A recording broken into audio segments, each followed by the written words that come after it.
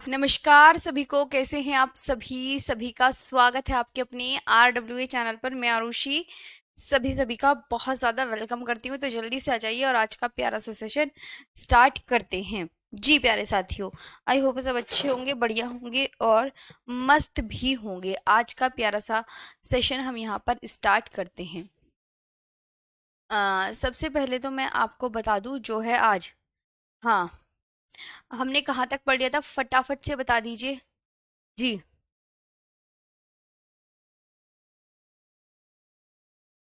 जी,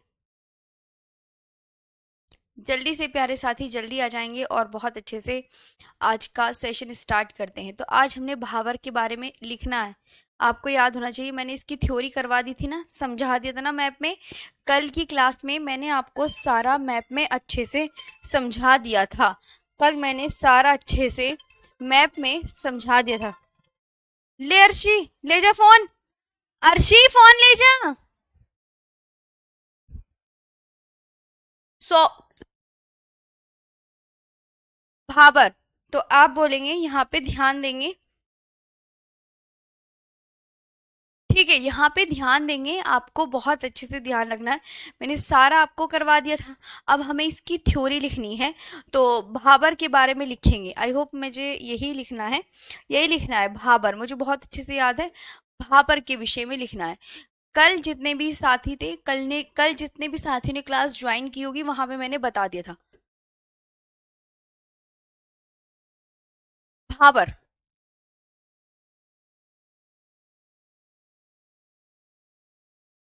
ठीक है, भाबर के बारे में लिखना है। जो यह क्षेत्र किसके दक्षिण में है, ये बात ध्यान रखेंगे। यह क्षेत्र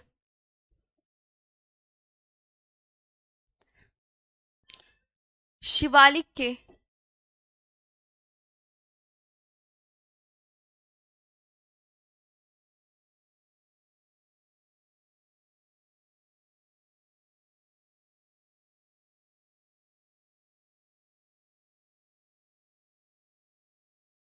यह क्षेत्र किसके दक्षिण में है, शिवालिक के दक्षिण में। हमेशा याद रखना, मैंने बताया था ना, सबसे पहले शिवालिक आएगा। सीक्वेंस लगाने को कल की क्लास में समझाया था कि पहले शिवालिक, फिर भाबर, फिर तराई, फिर बांगर, फिर खादर। तो ये कहाँ है, region south of the Shivalik hills. ये जो रीजन है ये कहाँ पर है, तो आप बोलेंगे साउथ ऑफ द शिवालिक हिल।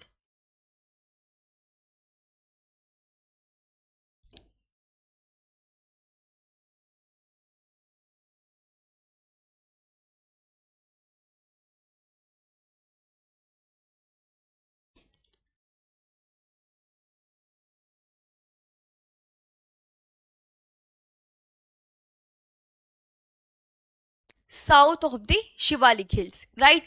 यहाँ पे आपको याद रखना है, मैंने कहा था कि यहाँ पे बहुत कम वनस्पति पाई जाती है, बहुत कम।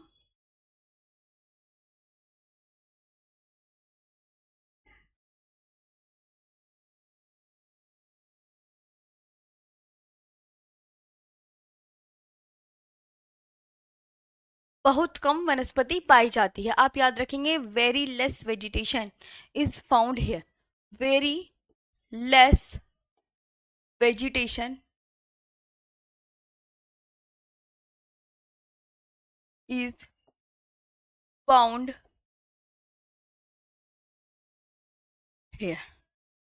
Very less vegetation found here, इसकी जो चौड़ाई है, 8 का टेबल किस किस को आता है, बस भाबर तराई में 8 का टेबल याद कर लो। इसकी जो चौड़ाई है,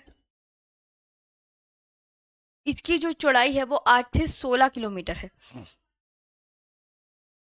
8 से 16 किलोमीटर इसकी जो चौड़ाई है, 8 का टेबल। इस भूभाग में छोटी नदियां कंकड़, पत्थर, बजरी ढेर के नीचे से प्रवाहित होने के कारण क्या है, अदृश्यमान है। इस भूभाग की नदियां, मैंने आपको क्या बताया, बताओ। इस भूभाग की नदियां अदृश्यमान, सभी साथी याद रखेंगे। मैंने कैसे बताया था, बताओ। ठीक है,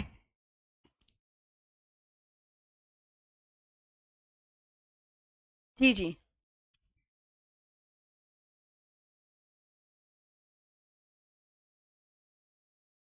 ये हो गया।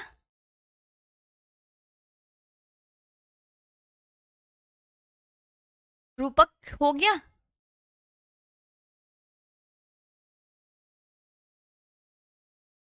अच्छा ठीक है।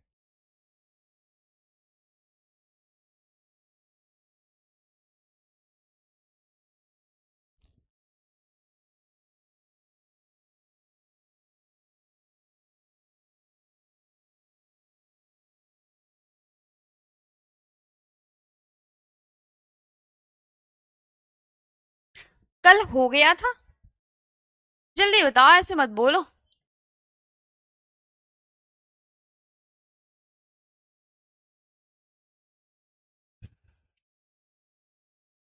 रुको मैं देखती हूँ, कल हो गया था नहीं हुआ था। अभी पता चल जाएगा क्योंकि मेरे पास फाइल है। और नहीं हुआ होगा ना फिर बताऊंगी तुम्हें। अच्छा, पैट की क्लास भी हुई थी ना कल, हाँ। पैट का कहाँ से लग गया, रुको मैं तुम्हारा ना। ये है तुम्हारी क्लास।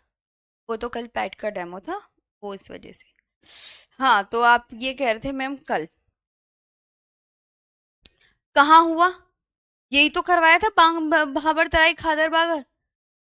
बहुत गलत बात है, बहुत गलत बात है। मतलब मैं फिर डांट दूंगी आपको, बता रही हूँ मैं।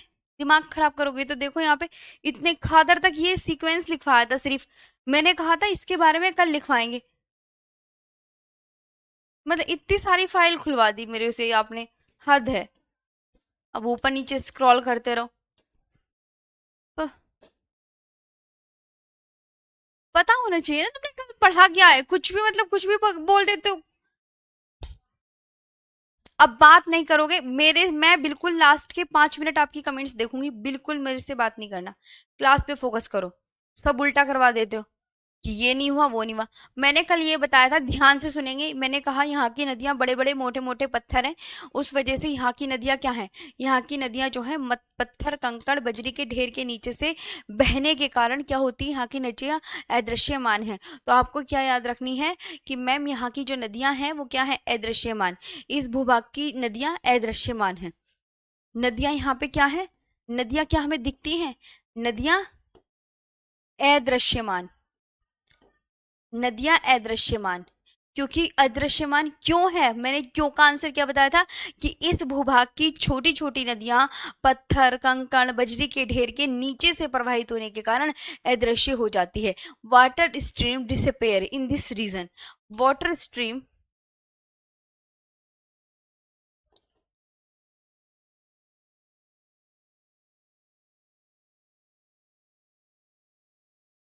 वाटर स्ट्रीम क्या है, डिसअपेयर है। ये आपको बहुत अच्छे से याद रखना है। और खेती के लिए क्या ये उपयुक्त है, ये बताइए। तो आप बोलोगे मैम ये खेती के लिए, जब यहाँ मोटे मोटे पत्थर हैं तो आप ये बोलोगे खेती के लिए उपयुक्त नहीं है। खेती के लिए उपयुक्त नहीं। Not suitable for agriculture. Not suitable for agriculture.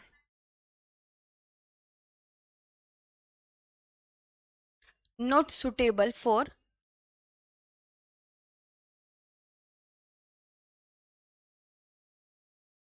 Not suitable for agriculture, ये आपको बहुत अच्छे से याद रखनी है।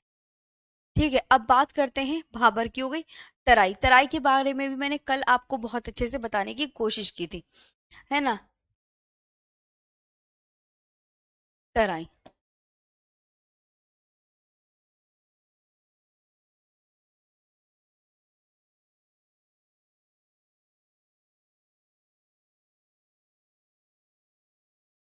तराई ये कहाँ पर है, ये किसके दक्षिण में है।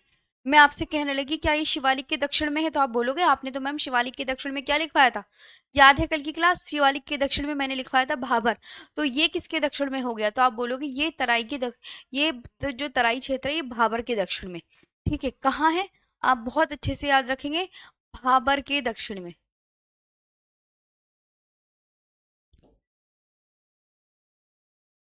ये कहाँ पर है, भाबर के दक्षिण में स्थित क्षेत्र है। कहाँ पर है, south of the Bhabar. South of the Bhabar.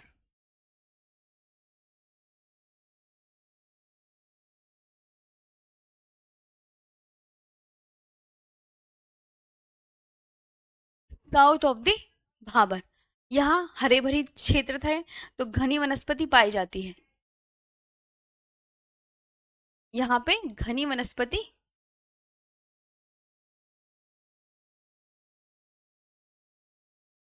यहाँ पे कौन सी वनस्पति पाई जाती है? घनी वनस्पति पाई जाती है। Dense vegetation is found. Dense vegetation,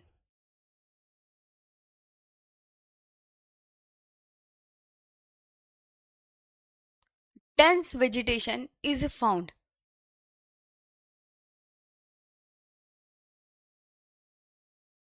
dense vegetation is found, है ना?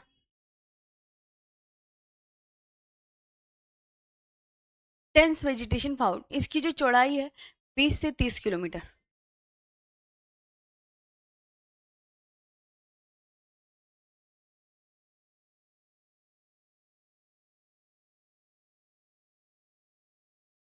20 से 30 किलोमीटर। भाबर क्षेत्र में जो नदियां क्या हो गई थी? भाबर क्षेत्र में जो नदियां अदृश्यमान हो गई थी, लेकिन यहाँ पे क्या है, हरा भरा क्षेत्र है, तो तराई क्षेत्र के धरातल पर वे नदियां पुनः दृश्यमान हो जाती हैं। तो पुनः दृश्यमान नदियां जो है यहाँ पे दृश्यमान है, आपको बहुत अच्छे से याद रखना है। नदियां क्या है? नदियां दृश्यमान। दृश्यमान यानी हम देख सकते हैं, नदियां देखी जा सकती हैं।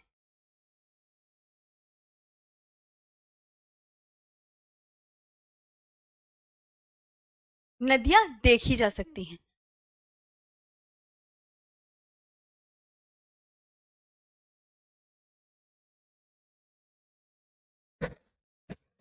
Reverse can be seen.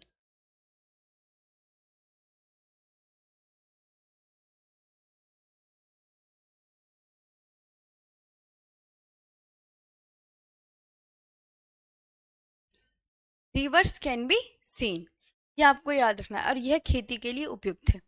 यह है खेती के लिए उपयुक्त है।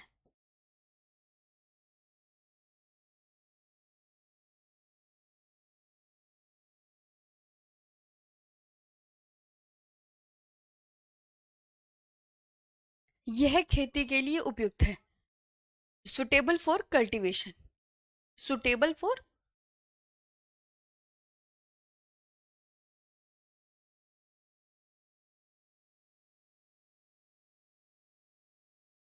Suitable for cultivation. ओके, तो ये आपको बढ़िया से याद रखना है जी। यहाँ तक समझ में आया? तराई क्षेत्र में नदियां जो जैसे भाबर क्षेत्र में तो नदियां क्या थी, वो अदृश्यमान हो गई थी, क्योंकि वो कंकड़ मिट्टी रेत पत्थर के बीच नीचे से बह रही थी। लेकिन यहाँ पे जो है तराई क्षेत्र में नदियां पुनः दृश्यमान हो जाती हैं और बहुत अच्छे से साफ साफ दिखाई देती हैं। तो नदियां यहाँ पे दृश्यमान है, नदियां देखी जा सकती हैं। खेती के लिए उपयुक्त, यह खेती के लिए उपयुक्त, मतलब भाबर का पूरा अपोजिट है। भाबर में खेती नहीं की जा सकती, बांगन में खेती की जा सकती है। और ये भाबर में खेती नहीं की जा सकती, तराई क्षेत्र में खेती की जा सकती है। यहाँ पे घनी वनस्पति पाई जाती है, भाबर क्षेत्र में पत्थर की वजह से कोई वनस्पति नहीं पाई जाती, बताया था ना आपको। अब बात करते हैं बांगर। बांगर हमेशा याद रखना, नदियों के दूर वाले स्थान को बांगर कहा जाता है। कल की क्लास में आप सब थे ना अवेलेबल? कल मैंने इनकी डेफिनेशन बता दी थी, मैंने कहा था आगे इसकी थ्योरी लिखवाऊंगी कल की क्लास में। बांगर, बांगर आपको याद रखना है, बांगर पुरानी जलोढ़ मिट्टी। क्या है? बांगर किसे कहते हैं? बांगर पुरानी जलोढ़ मिट्टी, हमेशा याद रखना। बांगर क्या है प्यारे दोस्तों? पुरानी जलोढ़ मिट्टी, ओल्ड एलुवियल सोयल है।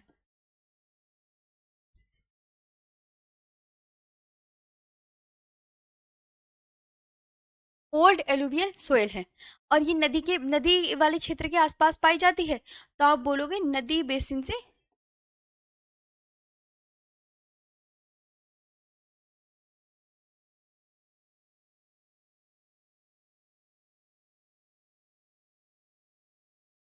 नदी बेसिन से दूर पाई जाती है। Far from the river basin, found far from the river basin. यहाँ पे कम उपजाऊ मिट्टी।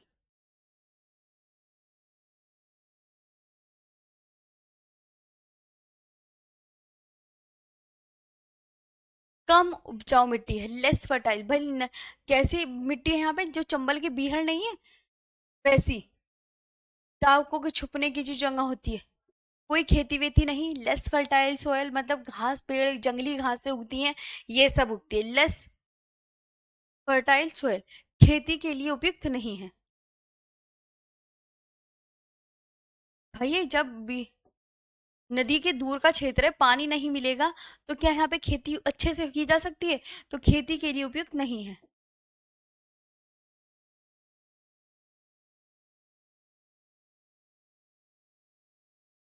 खेती के लिए उपयुक्त नहीं, not suitable for agriculture.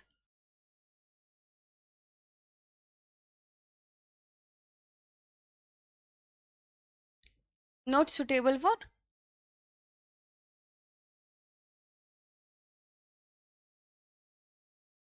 Not suitable for agriculture. बस 4 पॉइंट्स याद रखने हैं, ज्यादा नहीं। अब बात करते हैं खादर मिट्टी।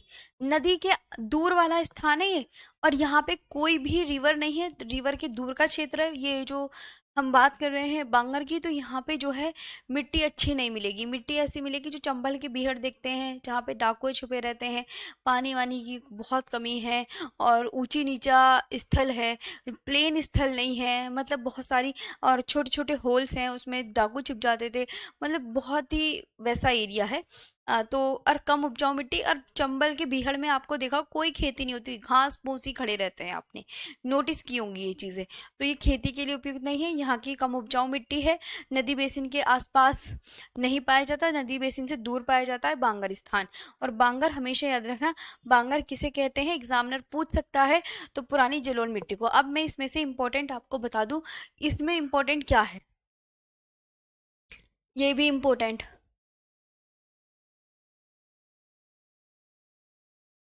ये भी इम्पोर्टेंट, नदियां, नदियां के बारे में पूछ सकता है कि नदियां कहाँ दिखती हैं और कहाँ नहीं दिखती, नदियां कहाँ दिखती हैं और कहाँ नहीं दिखती, तो देख लेना। ये भांगर को क्या कहते हैं, ये इंपॉर्टेंट है। पुरानी जलोढ़ मिट्टी किसे कहते हैं, तो बांगर को कहते हैं। ठीक है, बांगर किसे कहते हैं एग्जामिनर पूछ सकता है, पुरानी जलोढ़ मिट्टी को कहते हैं या नई जलोढ़ मिट्टी को, तो बांगर कहते हैं पुरानी जलोढ़ मिट्टी को। अब बात करते हैं खादर मिट्टी की।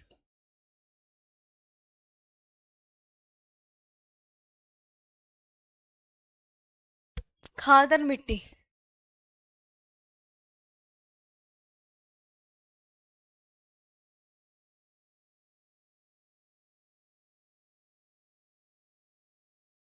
खादर सोयल, खादर ये कैसी नवीन जलोढ़ मिट्टी है।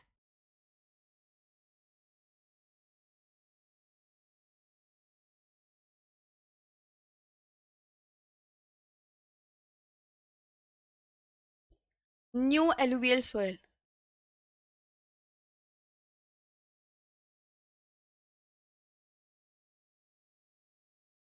ये न्यू एलुवियल सोयल है, यह बात याद रखेंगे।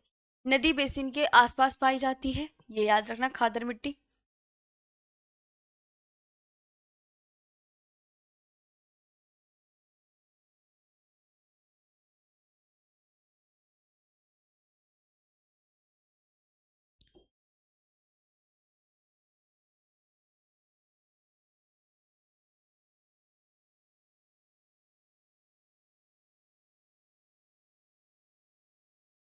नदी बेसिन के आसपास पाई जाती है, found close to the river basin.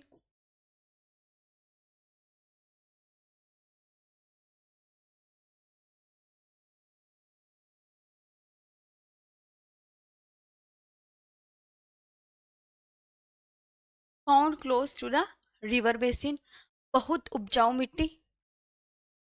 भैया नदी के आसपास है, पानी मिलेगा तो उपजाऊ तो होगी ना, बेशक सी बात है। बहुत उपजाऊ मिट्टी, बहुत उपजाऊ मिट्टी, वेरी फर्टाइल।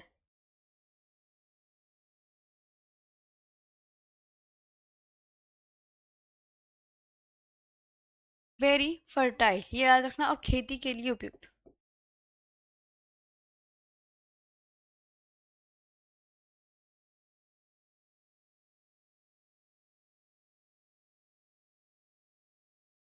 खेती के लिए उपयुक्त, वेरी सुटेबल फॉर एग्रीकल्चर।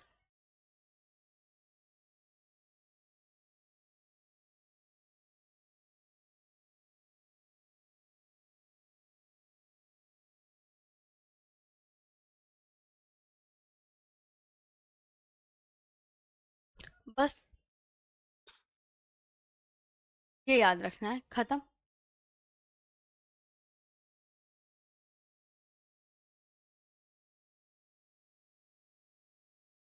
हो गया।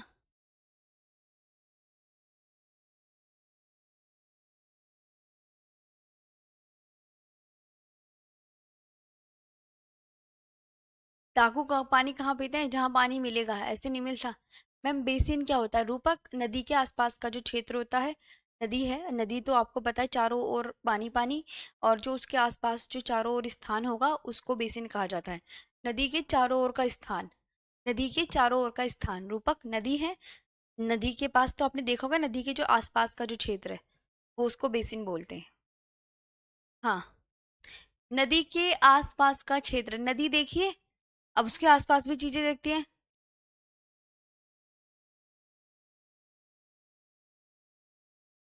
मैम आपके रूम में ये रेड चीज क्या है? ये टेबल रखी हुई है रेड कलर की।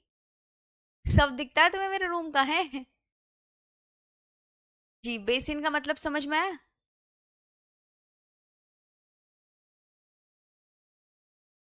हाँ, दांत तो भाई पारस विवेक सही है, दांत तो तुम्हारे मुझे बड़े अच्छे लगते हैं भाई। ऐसे लगता है बस तुम बैठे हुए ही हंस रहे हो। जी। जी, तो ये हो गया सारा बहुत अच्छे से।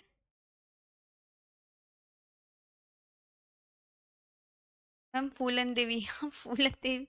चलो, तो अब जो स्टार्ट करते हैं, गंगा नदी तंत्र स्टार्ट करते हैं, ओके। भाई गंगा पढ़नी पड़ेगी। भारतीय नदी तंत्र, अब ये हो गया पूरा कंप्लीट।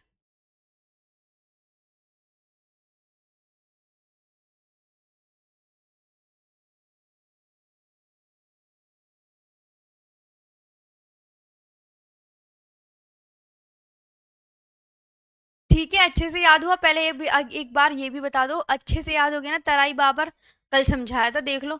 है ना? अच्छा चलो, तो एक बार मैप दिखा दूं तुम्हें, थोड़ी सी तसल्ली मिल जाएगी।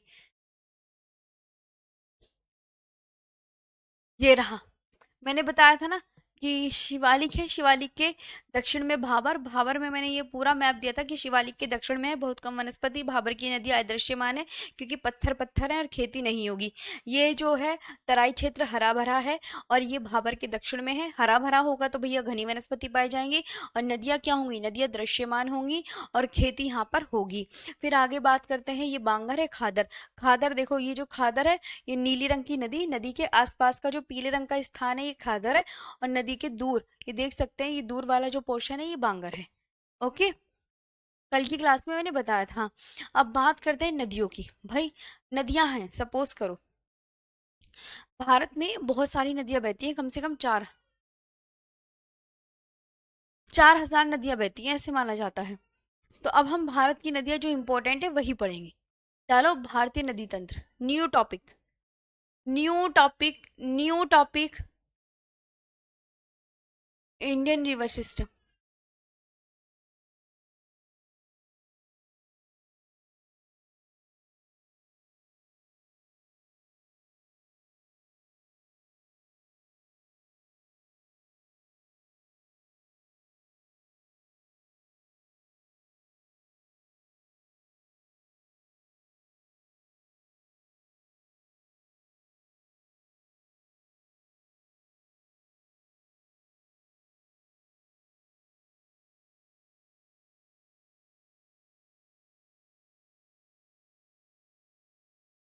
देखो, उत्तर भारत की नदियां, भारतीय नदी को ना देखो दो पार्ट में डिवाइड करेंगे। एक तो उत्तर भारत की नदियां,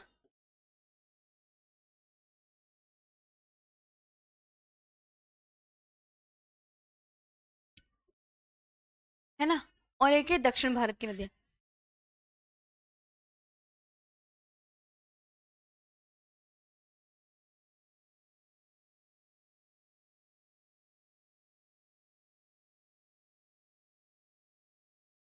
नर्दर्न इंडियन रिवर्स और दक्षिण भारत के प्रायद्वीपीय भारत की नदियां।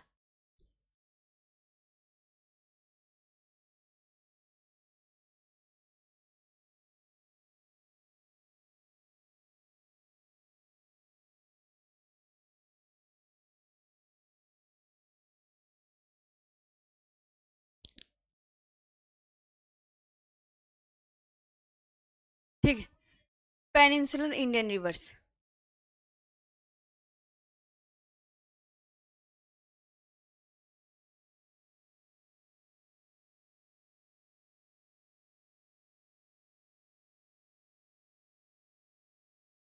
Peninsular Indian reverse. अब उत्तर भारत की नदियां कौन कौन सी हैं?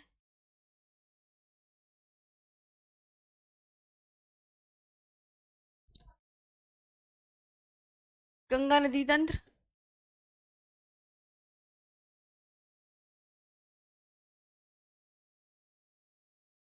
सिंधु नदी तंत्र, क्योंकि उत्तर भारत की नदियां ना ये तीन ही इंपॉर्टेंट है।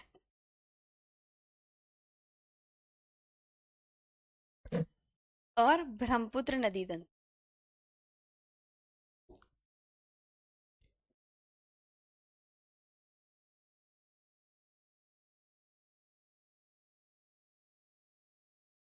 Ganga river system.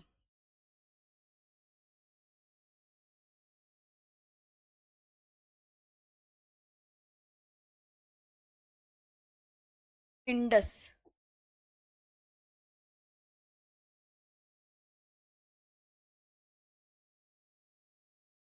और ब्रह्मपुत्र रिवर सिस्टम।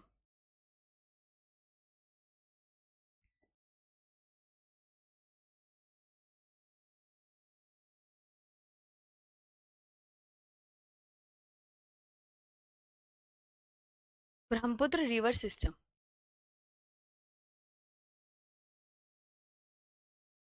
दक्षिण भारतीय प्रायद्वीपीय भारत की नदियां, आपको पता है दक्षिण भारत में एक तो अरब सागर में जल गिराने वाली नदियां, अरब सागर में जल गिराने वाली, इधर अरब सागर है ना।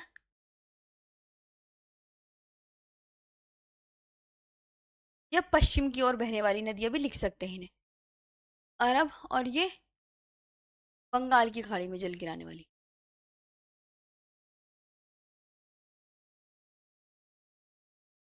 बंगाल की खाड़ी में जल गिराने वाली नदियां।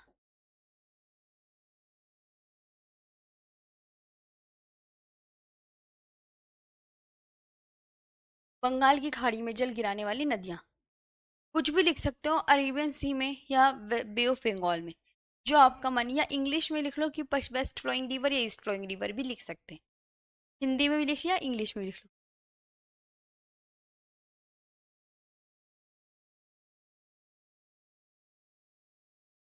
और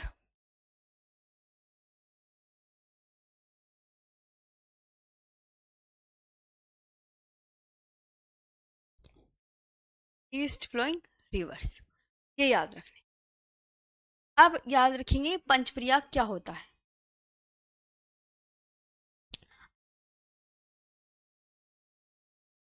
जहां तक क्लियर। मैम हर क्लास में वर्कशीट दीजिए प्लीज, मैं वेस्ट बंगाल से हूँ, थोड़ा दिक्कत होता है। ओके, अब तो बुक्स आने वाली है वेस्ट बंगाल की, जितने भी स्टूडेंट हैं आप उसकी टेंशन नहीं लीजिए, जो है बुक पर काम चल रहा है। जी जल्द ही आप सबकी भी ये जो प्रॉब्लम है।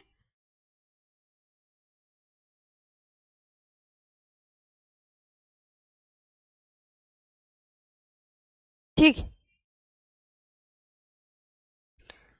ठीक है ना, बता रही हूँ मैं, वेस्ट बंगाल के जितने भी हमारे स्टूडेंट हैं उनके लिए खुशी है।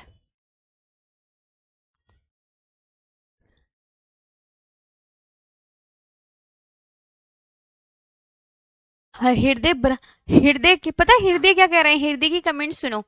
मैम बेसिन टेसिन मत लिखिए, समझ में नहीं आता, डिटेल से पढ़ाएं। अरे मेरे प्यारे भाई, ये बेसिन ही की बात बहुत डिटेल में चल रही है, आप इतना पढ़ लोगे ना वही इनफ है, पूरा पूरा। हाँ, मैं एक बात बताओ, आप ना पूरा लिख लिया करो, मैं बोलती तो हूँ जिस बच्चे को कोई प्रॉब्लम है, क्योंकि कुछ बच्चे कहते हैं मैम आप शॉर्ट में लिखवाओ, मैं आपको बता देती हूँ प्रॉब्लम क्या है। आप आधे से ज्यादा बच्चे कहते हैं मैम शॉर्ट में नोट्स बनाओ ताकि हम ज्यादा से ज्यादा रिवीजन कर सकें और एक्सप्लेन बेहतर तरीके से करो, और कुछ बच्चे कहते हैं मैम पूरा तरीके से लिखो। तो पूरे तरीके से लिखने वाले बच्चों को मैं यही कहना चाहूंगी, जो मैं बोलती हूँ उसे ध्यान से सुनने की कृपा करें और लिख लिया करो पूरा। ओके, बिल्कुल ध्यान इधर रखो, मेरे सामने इधर आ जाओ सब, सब इधर ध्यान रखो। मैंने यहाँ पे लिखा कि दक्षिण भारत की नदियां दो भागों में बांट के पढ़ेंगे। आपको पता है ऐसे करके है ना, दक्षिण भारत तो कुछ नदियां इधर गिरेंगी, कुछ नदियां इधर। तो ये अरेबियन सी में जल गिराने वाली नदियां, ये बे ऑफ बंगाल में जल गिराने वाली नदियां। तो आपको अरब सागर में जल गिराने वाली नदियां भी लिख सकते हैं साथ में, बंगाल की खाड़ी में जल गिराने वाली नदियां, वेस्ट फ्लोइंग रिवर और ईस्ट फ्लोइंग रिवर, है ना। अब मैं बताने वाली हूँ जो है पंचप्रयाग के विषय में। ये भी बहुत इंपॉर्टेंट है, एग्जामिनर पूछता ही पूछता है कि पंचप्रयाग क्या होता है। देखो पहले तो मैप से डिस्कस कर लेते हैं, मैप से डिस्कस कर लेंगे तो ज्यादा सही रहेगा। मेरी बात ध्यान से सुनो, एक नदी कॉमन है जिसका नाम है अलकनंदा। क्या बोला मैंने? आवाज सुनने की कोशिश क्या करो मेरी। मैंने बोला कि एक नदी कॉमन है जिसका नाम है अलकनंदा। एक नदी कॉमन है जिसका नाम है अलकनंदा, ठीक है। तो वो अलकनंदा कौन सी है, आप यहाँ पे देख सकते हैं, जो ब्लू कलर का डॉट लगा हुआ है, ब्लू कलर की लाइन खींची गई है, उस नदी को अलकनंदा नाम दे रखा है यहाँ पर, ठीक है। अलकनंदा नदी कौन सी है मैडम जी? ये है अलकनंदा नदी, प्यारे साथियों ये है। ध्यान दे इधर, अलकनंदा नदी, इधर आओ इधर आओ इधर आओ इधर आओ। अब मैंने कहा इधर से एक नदी मिली, इधर से एक नदी पिंक कलर की, पिंक कलर की एक नदी आती है और इसका नाम है धौली गंगा। देखो ये नदी आई ऊपर से और ये यूं यूं यूं आई और देखो ये नीली नदी अलकनंदा थी, ये यहाँ मिल गई। अब यहाँ जब मिली तो ये यहाँ पे अलकनंदा नदी और धौली गंगा नदी, अलकनंदा नदी धौली गंगा नदी से मिलती है तो किस प्रयाग का निर्माण होता है? ये लिखा हुआ है सीधा सीधा विष्णु प्रयाग, क्योंकि जो प्रयाग का निर्माण होता है वो दो नदियों के मिलने से होता है। प्रयाग का निर्माण कितनी नदियों के मिलने से? दो नदियों के मिलने से। प्रयाग का निर्माण कितनी नदियों के मिलने से? दो नदियों के मिलने से। प्रयाग का, पंचप्रयाग का मतलब पवित्र भूमि, पवित्र भूमि। प्रयाग का मतलब क्या होता है? पवित्र भूमि। तो अलकनंदा नदी में ही एक नदी कॉमन है, सब पांचों नदियां जो है सिर्फ एक नदी में मिल रही है जिसका नाम है अलकनंदा। तो अलकनंदा नदी में जब धौली गंगा नदी मिली तो किसका निर्माण हुआ? विष्णु प्रयाग का। अब मैं एक मैप दिखाती हूँ और आपका टेस्ट लेती हूँ यहाँ पर, तो आप प्लीज जरा सामने देखिए, सब सामने देखो पहले जी।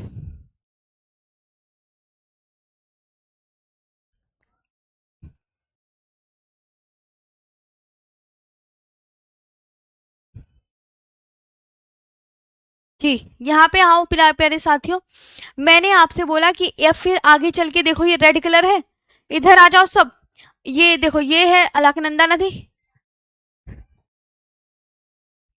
ये जा रही है अलकनंदा, है ना। अब मैंने कहा यहाँ से ये जो पीली कलर की है, पीली रंग की पे देखो इधर, ये है नंदाकिनी नदी, ये है नंदाकिनी नदी। और नंदाकिनी नदी किस में मिल गई? ये मिल गई नीले कलर में। अलकनंदा नदी किस में मिल गई? अलकनंदा नदी में मिल गई। अब यहाँ से कौन सी आती है? नंदाकिनी नदी किस में मिल गई? अलकनंदा नदी में मिल गई। अब ये जहां पर ये मिली, जहां पर ये मिली तो यहाँ पे किस प्रयाग का निर्माण हुआ? तो किस प्रयाग का निर्माण हुआ? ये देखो ये लिख रखा, किसका निर्माण हुआ? अब तुम पढ़ के सुनाओ, क्या तुम्हें दिख रहा है?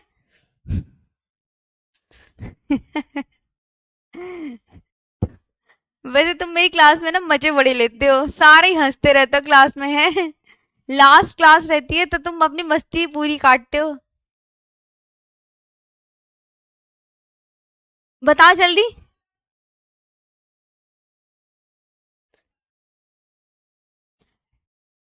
अभी टेंशन नहीं, अभी तो वर्ल्ड ज्योग्राफी होगी, फिजिकल ज्योग्राफी होगी। बताओ।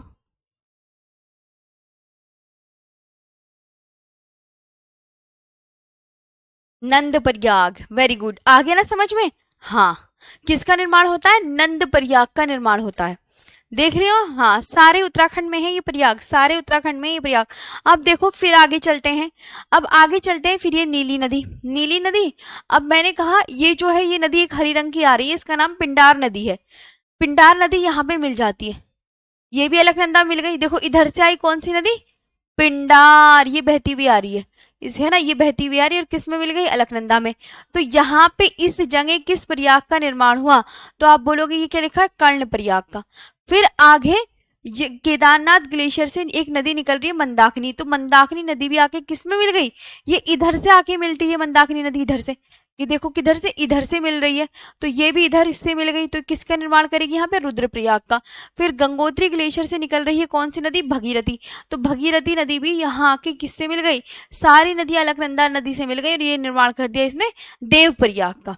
तो ये देवप्रयाग देख सकते हैं, ये रुद्रप्रयाग, देवप्रयाग, रुद्रप्रयाग, कर्णप्रयाग, नंदप्रयाग और विष्णुप्रयाग।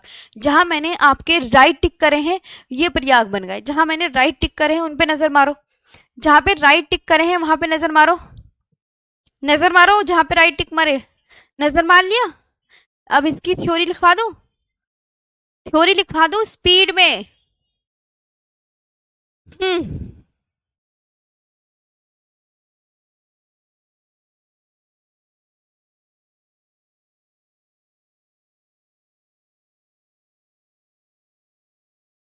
मैम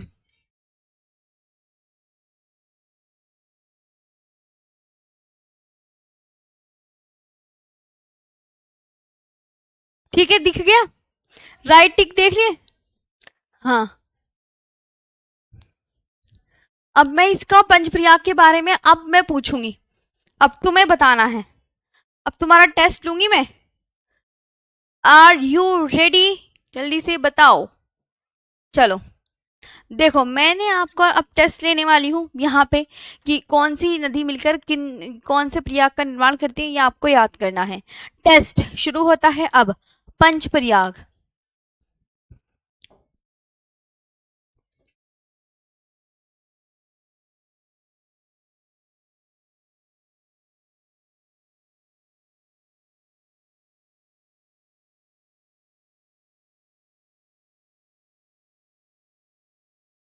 पंच प्रयाग ये आपको बहुत अच्छे से याद रखना है ना।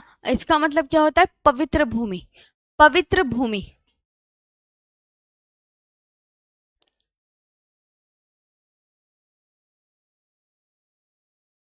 पवित्र भूमि, ये आपको याद रखना। दो, प्रयाग का निर्माण कितने से होता है,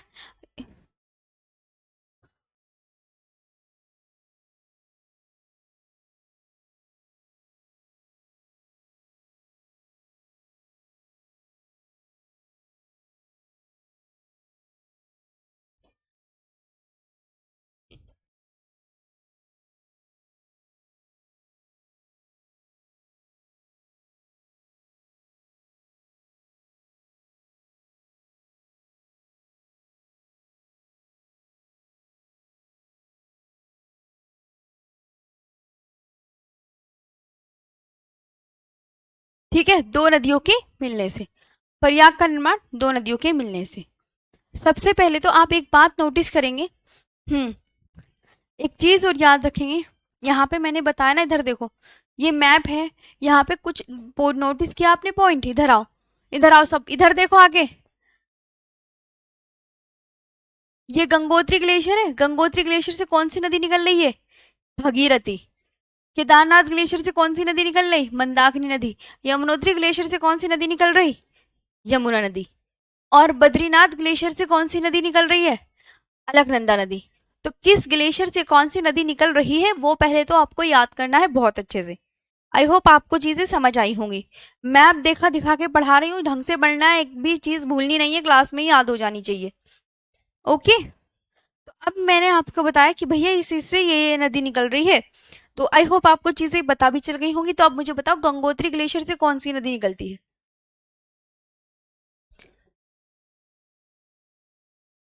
कौन सी, गंगोत्री ग्लेशियर से कौन सी नदी निकलती है, केदारनाथ ग्लेशियर से कौन सी, और बद्रीनाथ ग्लेशियर से कौन सी।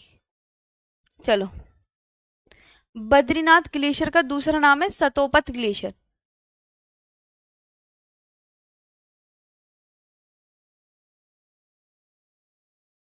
ठीक है। तो गंगोत्री ग्लेशियर से जो निकल रही है आपकी कौन सी नदी निकल रही है ये बताओ। गंगोत्री ग्लेशियर से तो भगीरथी।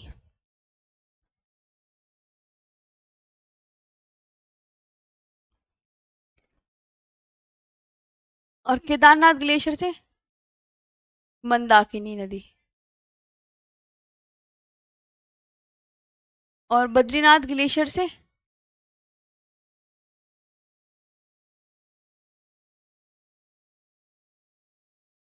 अलकनंदा नदी।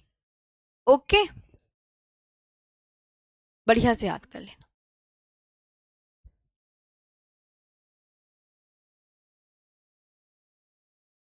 क्लियर हो गया, याद कर लोगे।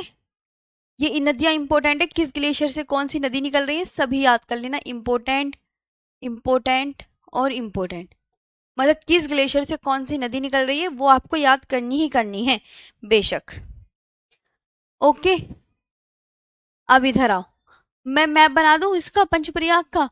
जैसे सपोज करो ये कौन सी नदी है, ये अलकनंदा नदी है। यहां से आपकी नदियां निकली, एक तो कौन सी बताई थी आपने जल्दी बताओ। धौली गंगा नदी ये मिली, ये पिंडार नदी ये मिली, ये धौली गंगा नदी, नंदाकिनी नदी, पिंडार नदी, और ये आपकी यहाँ से मंदाकिनी नदी, और यहाँ से आपकी भगीरथी नदी। अब ये जो नदी निकली इधर आओ, ये यहाँ पे कौन सा ग्लेशियर है, गंगोत्री ग्लेशियर। गंगोत्री ग्लेशियर से कौन सी नदी निकली प्यारे साथियों, तो आप बोलोगे गंगोत्री ग्लेशियर से हमारी नदी निकली मैम भगीरथी नदी। फिर यहाँ से जो ग्लेशियर ये पड़ा, ये इस ग्लेशियर का नाम है केदारनाथ ग्लेशियर। तो केदारनाथ ग्लेशियर से कौन सी नदी निकली, तो आप क्या बोलोगे, केदारनाथ ग्लेशियर से निकली मंदाकिनी नदी। मंदाकिनी नदी। फिर आपको बहुत अच्छे से ये याद करना है कि इधर से आई पिंडार नदी, धौली गंगा नदी, ये धौली गंगा नदी, ये नंदाकिनी नदी, ये पिंडार नदी, है ना। और ये यहां मिल गई एक दूसरे से। और ये व्हाइट वाली कौन सी नदी है, व्हाइट वाली आप बहुत अच्छे से याद रखना। व्हाइट नदी जो है ये यहाँ से ग्लेशियर से निकली जिसका नाम है बद्रीनाथ ग्लेशियर, अभी बताया है।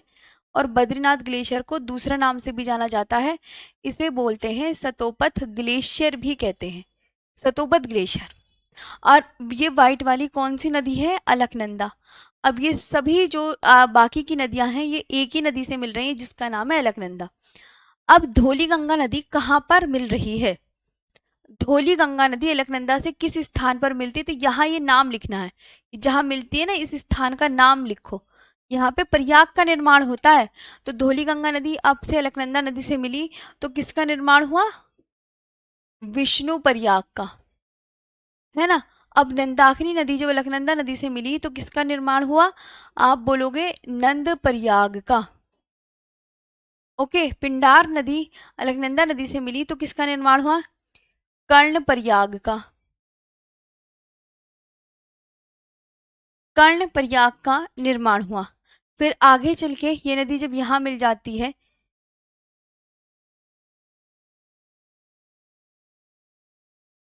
ये मंदाकिनी नदी।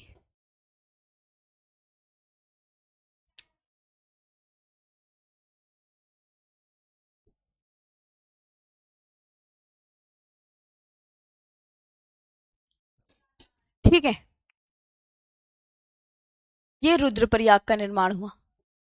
ये देखो ऊपर से आई है नदी, ये केदारनाथ ग्लेशियर से मंदाकिनी नदी आ रही है, मंदाकिनी नदी जाके इसमें मिल गई है अलकनंदा में, तो अब ये आगे को बही तो रुद्रप्रयाग का निर्माण होगा।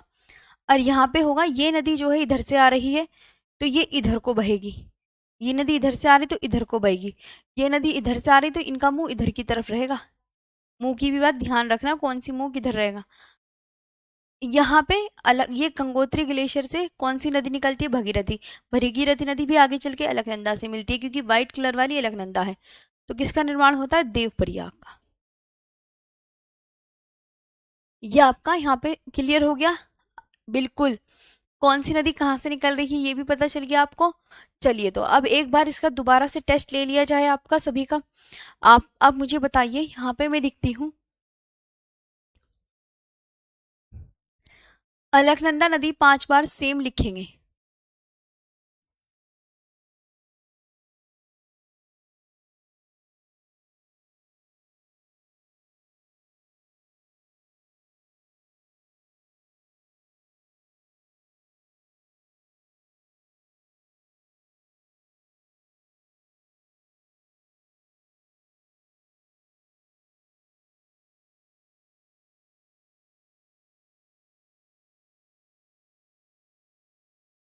प्लस धौली गंगा, यहाँ पे ध्यान देंगे, प्लस धौली गंगा।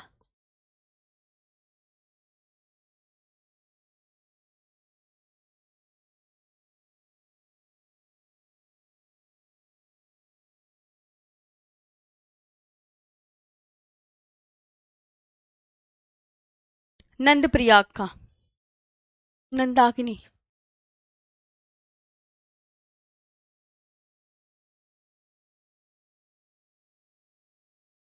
यहाँ पे मिली पिंडार, यहाँ पे मंदाकिनी।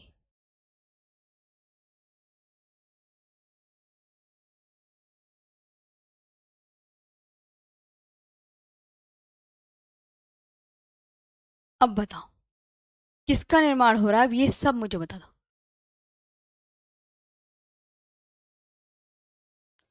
अलकनंदा जब धौली गंगा से मिली तो किसका निर्माण हुआ, विष्णु प्रयाग का।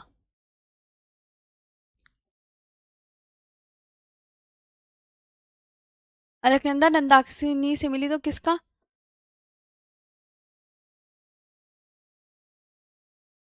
नंद प्रयाग का।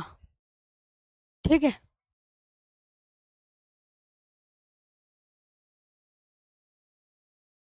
और अलकनंदा नदी पिंडार नदी से मिली तो कर्ण प्रयाग का।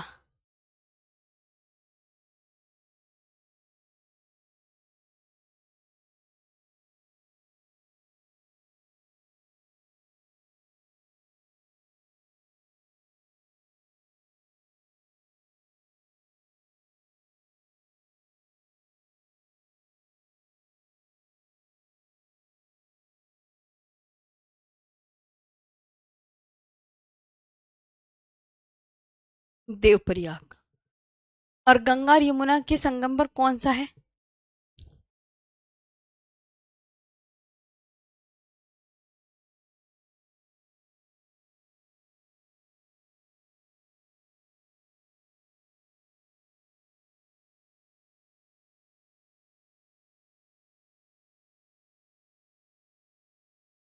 प्रयागराज।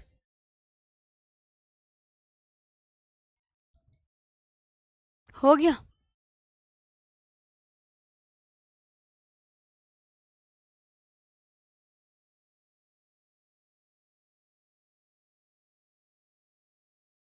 आ गई समझ में।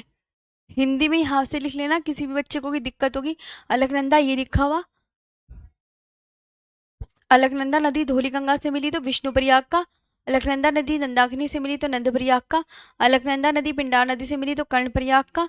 अलकनंदा नदी मंदाकिनी से मिली तो रुद्र प्रयाग का। और देव प्रयाग का। ये जो ट्रिक है ना, 5 बार ऐसे,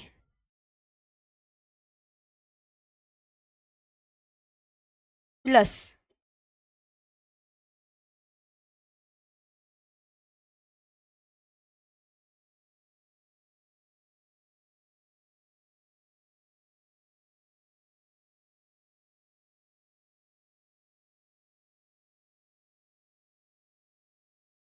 ठीक है।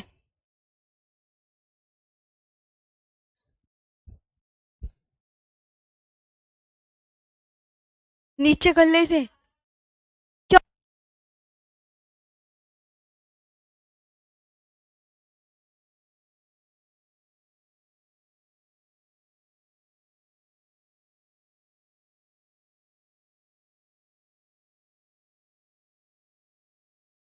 ए हमारा छोटू आ गया, कह दो मैं आ गया हूँ मिलने आपसे। मिलने आ गया हूँ मैं। मैम आप बस कर दो प्लीज। कि तो मैं आया हूँ पलाने, जल्दी से देख लो, जल्दी देख लो, वहां देख लो, वहां देख लो, वो आ गई पलाने। यहाँ तक समझ आया? प्रयाग का निर्माण वगैरह क्लियर है, ये बताओ पहले। चलो अब कल भारत की गंगा नदी के विषय में पढ़ाऊंगी सारी बातें। मैम बस कीजिए, फिर याद नहीं होगा।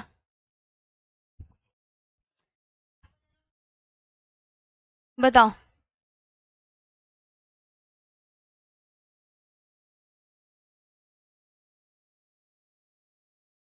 मैम आपकी क्लास में टाइम का पता ही नहीं चलता है। अच्छा, तभी तो कहते रहते छोड़ दो मैम, छोड़ दो।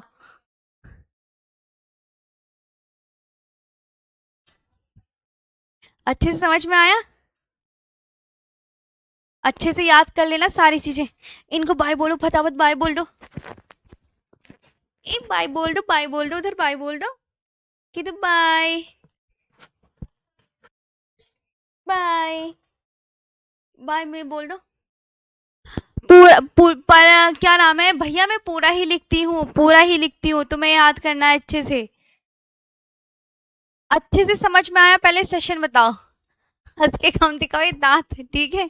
मुझे लगता है पूरे बैच में तुम दांत ही दिखाओगे, इस वाले बैच में तो मुझे लगता है पूरे बैच में मैं तुम्हारे दांत ही देखूंगी, ठीक है। अच्छे से याद कर लेना, बहुत अच्छे से।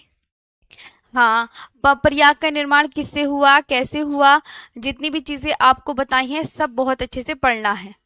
जी। प्रयाग की और सबसे इंपॉर्टेंट पता है कौन सा प्रयाग पूछा जाता है? अलकनंदा और भगीरथी नदी से मिलकर कौन से प्रयाग का निर्माण होता है? तो देव प्रयाग का। अलकनंदा और भगीरथी से मिलकर किस प्रयाग का निर्माण होता है? तो देव प्रयाग का। देव प्रयाग वाला प्रीवियस बहुत ज्यादा क्वेश्चन पूछा जाता है, तो उस पर इंपॉर्टेंट टिक कर लो सभी साथी। इंपॉर्टेंट जो प्रीवियस ईयर क्वेश्चन में आता है मैं उस पर इंपॉर्टेंट टिक करवाती हूँ। ओके। Thank you. मजा आया पढ़कर?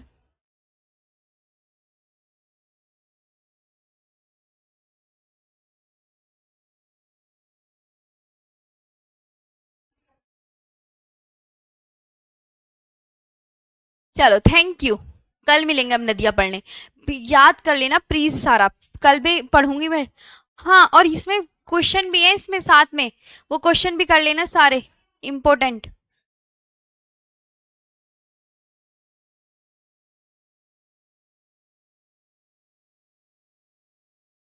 इमे भी